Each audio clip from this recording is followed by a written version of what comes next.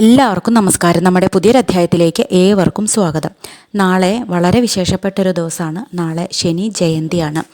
നമ്മളൊക്കെ ശനിദോഷങ്ങളെ കൊണ്ട് നിരവധി ബുദ്ധിമുട്ടുകൾ അനുഭവിക്കുന്ന ആൾക്കാരുണ്ടാവും. പലർക്കും ശനിദോഷമാണ്, ഏഴരശനിയാണ്, കണ്ടകശനിയാണ്.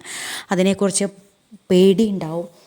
ഇനി എന്തൊക്കെ ഉണ്ടാവും എന്നുള്ള ഒരു ഭയം പലർക്കും ഉണ്ടാവും. പക്ഷേ നമ്മൾ കൃത്യമായിട്ട് നമ്മൾ ഭഗവാനെ പ്രാർത്ഥിക്കുക വഴി നമുക്കിതിൽ നിന്നൊക്കെ രക്ഷ കിട്ടും. കാരണം അത്രയ്ക്കേറെ നമ്മൾ ഭയപ്പെടേണ്ട ഒരാളല്ല ശനീശ്വരൻ. തീർച്ചയായിട്ടും നമ്മുടെ പ്രാർത്ഥന പോലെ ഇരിക്കും. നമ്മൾ എത്രമാത്രം ആത്മാർത്ഥമായിട്ട് പ്രാർത്ഥിക്കുന്നു അതുപോലെ നമ്മൾ അനുഭവിക്കാനുള്ള കാര്യങ്ങൾ, അത്രയൊന്നും ദുരിതങ്ങളൊന്നും നമുക്ക് വരാൻ സാധ്യതയില്ല. അപ്പോൾ നാളത്തെ ഒരു ദിവസം ഏറ്റവും നല്ല രീതിയിൽ പ്രയോജനപ്പെടുത്തുക. നമ്മൾ ശനിദോഷങ്ങൾ അനുഭവിക്കുന്നവരാവട്ടെ അല്ലാത്തവരാവട്ടെ ആരായിരുന്നാലും ശനീശ്വരനെ പ്രസാദിപ്പിക്കുക, ശനി ഭഗവാനെ പ്രസാദിപ്പിക്കുക. നമ്മുടെ ജീവിതത്തിൽ അത്രയും ഉയർച്ച ഉണ്ടാവാനും ശനി കാരണം തന്നെയാണ്.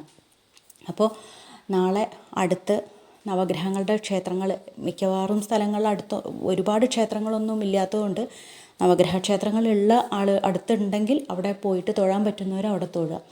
അതല്ല എന്നുണ്ടെങ്കിൽ ശിവൻ്റെ അമ്പലം അടുത്തുണ്ടെങ്കിൽ അവിടെ പോയിട്ട് തൊഴാവുന്നതാണ്. അതുമില്ലെങ്കിൽ അയ്യപ്പൻ്റെ അമ്പലത്തിൽ പോയിട്ട് തൊഴുക. നമുക്ക് ഇനി തൊട്ടടുത്ത് ഏതമ്പലമാണോ ഉള്ളത് ആ അമ്പലത്തിൽ പോയിട്ട് തൊഴുക. ഇത് നമുക്ക് ചെയ്യാവുന്ന കാര്യമാണ്. അതുപോലെ തന്നെ നാമജപം, നമ്മൾ ശനി ഭഗവാന്റെ നമ്മൾ രാവിലെ ശനി ദശ അനുഭവിക്കുന്ന ആൾക്കാർ, ശനിദോഷങ്ങൾ അനുഭവിക്കുന്ന ആൾക്കാർ എല്ലാ ദിവസവും രാവിലെ ശനീശ്വരായ നമഃ എന്നുള്ളതൊരു 108 തവണ ജപിക്കുന്നത് വളരെ ഉത്തമമാണ്, വളരെ വിശേഷമാണ്. അപ്പോൾ നാളത്തെ ദിവസം പ്രത്യേകിച്ചും ഒരു 1008 തവണ ജപിക്കാൻ പറ്റുകയാണെങ്കിൽ 2 നേരവും ജപിക്കുക. ശനീശ്വരായ നമഃ എന്ന് ജപിക്കുക. നമഃശിവായ ധാരാളമായിട്ട് ജപിക്കുക. അയ്യപ്പനെ ധാരാളമായിട്ട് പ്രാർത്ഥിക്കുക. അതുപോലെ തന്നെ നമ്മൾ ചെയ്യേണ്ട മറ്റൊരു കാര്യം എന്താണെന്ന് വെച്ചാൽ, നമ്മൾ ഇതിനു മുമ്പ് കാക്കയ്ക്ക് ഭക്ഷണം കൊടുക്കുന്ന കാര്യത്തെക്കുറിച്ച് പറഞ്ഞിരുന്നല്ലോ. അപ്പോൾ നാളെ മറക്കാതെ കാക്കയ്ക്കുള്ള ഭക്ഷണം കൊടുക്കുക. ആ കൊടുക്കുന്ന ഭക്ഷണത്തിൽ നമ്മൾ സാധാരണ ചോറ് ആയിട്ടാണല്ലോ കൊടുക്കുന്നത്, അതിൻ്റെ കൂടെ കുറച്ച് എള്ളും കൂടി വെച്ചിട്ട് കൊടുക്കുക. ഇങ്ങനെയൊന്ന് ചെയ്യൂ. നമ്മുടെ എന്തെങ്കിലും തരത്തിൽ ബുദ്ധിമുട്ടുകൾ ഉണ്ടെങ്കിൽ അതൊക്കെ മാറിക്കിട്ടിക്കോളും. ഈ കാര്യങ്ങൾ മറക്കാതെ ചെയ്യുക. എല്ലാ ദിവസവും നമ്മൾ കാക്കയ്ക്ക് കൊടുക്കുന്ന ആൾക്കാരുണ്ടാവും. അപ്പോൾ അതിൻ്റെ കൂടെ നാളെ എള്ളും കൂടി ചേർത്ത് കൊടുക്കാൻ ശ്രദ്ധിക്കുക. അതുപോലെ തന്നെ നമുക്ക് നാളെ ശിവൻ്റെ അമ്പലത്തിൽ അഭിഷേകം ചെയ്യാനായിട്ട് എണ്ണ കൊടുക്കുന്നത് വളരെ വിശേഷമാണ്. ഇതൊക്കെ ചെയ്യാൻ സാധിക്കുന്ന ആൾക്കാർക്ക് ഇതൊക്കെ ചെയ്യാവുന്നതേ ഉള്ളൂ.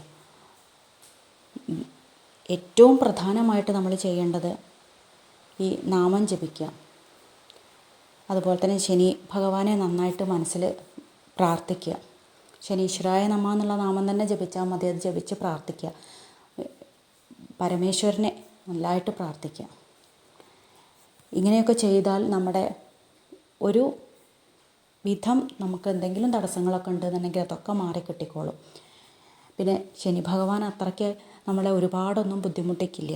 നമ്മൾ നല്ല സത്യസന്ധരായിട്ട് ആളുകളാണെങ്കിൽ, നമ്മൾ നന്നായിട്ടാണ് കാര്യങ്ങളൊക്കെ ചെയ്യുന്നുണ്ടെങ്കിൽ തീർച്ചയായിട്ടും നമുക്ക് ഒരുപാട് ബുദ്ധിമുട്ടൊന്നും ഭഗവാൻ നമ്മുടെ മുന്നിൽ വരുത്തി തീർക്കില്ല. അപ്പോൾ ഭഗവാനെ പ്രാർത്ഥിക്കുക. ഏറ്റവും നല്ല രീതിയിൽ നമ്മുടെ വിഷമങ്ങളൊക്കെ മാറാനായിട്ട് നമ്മൾ നാളത്തെ ഒരു ദിവസം മുഴുവൻ ഭഗവാനെ പ്രാർത്ഥിച്ചുകൊണ്ടിരിക്കുക. ഭഗവാൻ മഹാദേവനെ പ്രാർത്ഥിക്കുക. ഇങ്ങനെയുള്ള കാര്യങ്ങളൊക്കെ ചെയ്താൽ തന്നെ നിരന്തരമായി നമ്മൾ നാമം ജപിക്കുന്നതിനെക്കാട്ടിലും അതിനേക്കാൾ വലിയൊരു പൂജയോ പ്രാർത്ഥനയോ വേറെയില്ല. അപ്പോൾ നമുക്ക് നാമം ജപിക്കാൻ നമുക്ക് യാതൊരു തടസ്സവുമില്ല. മറ്റൊന്നും ചെയ്യാൻ നമുക്ക് സാധിച്ചില്ലെങ്കിലും നമുക്ക് രാവിലെയും വൈകുന്നേരവും നാമം ജപിക്കാമല്ലോ. അതിന് നമുക്ക് യാതൊരു തടസ്സമോ ബുദ്ധിമുട്ടോ ഒന്നും തന്നെ ഇല്ല. ബാക്കിയുള്ള പല പ്രശ്നങ്ങളും പല ആൾക്കാരും പലതരത്തിലുള്ള ആൾക്കാരാവും. എല്ലാവർക്കും ഇപ്പം ചെയ്യാൻ പറ്റിയെന്നൊന്നും വരില്ല, അല്ലെങ്കിൽ അമ്പലത്തിൽ പോകാൻ പറ്റിയെന്ന് വരില്ല.